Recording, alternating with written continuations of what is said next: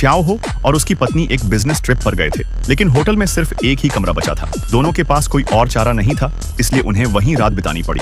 कमरे में पहुंचने के बाद पत्नी ने एक शब्द भी नहीं कहा और सीधे श्याओ हो के सामने अपना कोट उतार दिया। श्याओ हो को कुछ अजीब लगा। उसे लगा कि पत्नी ने यह जानबूझकर नहीं किया। उसने पत्नी से पूछा कि इसका मतलब क्या है। पत्नी ने बस एक गिलास शराब उठाई और श्याओ हो को पीने के लिए दी। श्याओ हो को अचानक एहसास हुआ कि आज की रात शायद कुछ गड़बड़ हो सकती है। उसने तुरंत अपना फोन निकाला और अपने भाई को कॉल किया ताकि वह गाड़ी लेकर आ जाए और उसे लेने आए। कॉल करने के बाद श्याओ हो ने पत्नी का ग्लास उठाया और उसके साथ पीने की तैयारी की। उसे नहीं पता था कि पत्नी का असली मकसद उसे रास्ते से हटाना था, लेकिन किस्मत से श्याओ हो चालाक निकला। जल्द ही उसे कुछ अजीब बातें नजर आईं। उसने पत्नी के शरीर पर एक हियरिंग एड पाया, फिर अलमारी में एक कैमरा भी देखा। पत्नी हैरान रह गई और कुछ बोल नहीं पाई। श्याओ हो बहुत गुस्से में आ गया। उसने कैमरा और हियरिंग एड तोड़ डाले। फिर सबक सिखाने के लिए उसने 82 साल पुरानी लाफेई वाइन की बोतल निकाली और पत्नी को धमकाया कि वह उसे पिए। पत्नी डर गई और अपनी गलती मानने लगी। लगातार माफी मांगती रही, लेकिन श्याओ हो ने उसकी बात नहीं मानी। उसने जबरदस्ती पत्नी को शराब पीने को कहा और चेतावनी दी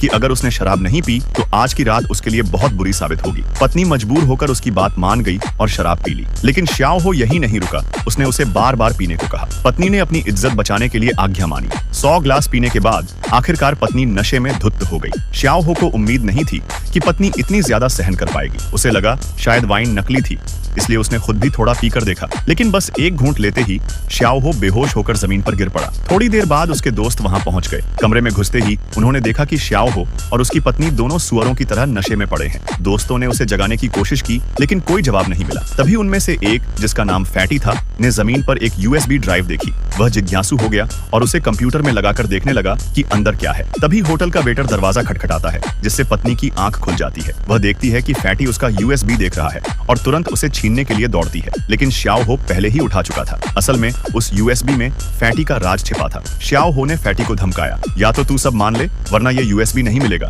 फैटी डर गया और बैग उठाकर भाग गया। बाहर जाकर उसने बॉडीगार्ड को बुलाया और कहा कि 10 मीटर की तलवार लेकर श्याओ हो पर हमला करे, लेकिन बॉडीगार्ड की चाल धीमी थी। जब तक वह पहुंचा, श्याओ हो और उसके साथी होटल की 80वीं मंजिल से कूद चुके थे और किसी तरह जमीन पर सुरक्षित उतर गए। गाड़ी में बैठते ही श्याओ हो गुस्से में था। उसने कहा, क्या बात है स्टार, सुना है कल तुम्हारा नया ड्रामा रिलीज हो रहा है ना? आखिर तू क्या कर रहा है? मैं कुछ नहीं करना चाहता, दूसरे ने जवाब दिया। बस चाहता हूँ कि तुम मेरी बात सुनो। तुम्हारे सामने मैं जो भी करता हूँ सब बेकार जाता है। सुधा मिंग सिंह, ध्यान से सुनो। तुम इन दिनों बहुत बदतमीज हो गए हो। कल प्रेस कॉन्फ्रेंस है, तुम बेहतर होगा कि बैंगनी रंग की अंडरवियर पहनो। मैं चेक करूंगा। क्यों बैंगनी पहनना है? क्या कहा? मुझे कुछ सुनाई नहीं दे रहा। मेरा नया ड्रामा 3 अरब युआन की लागत से बना है। इसकी तैयारी और निर्माण में 4 साल लगे हैं। मुझे विश्वास है ये एक ऐतिहासिक ड्रामा साबित होगा। आपका धन्यवाद कि आपने हमारे साथ यह साझा किया। सीक्रेट परस्यूट इस समय चीन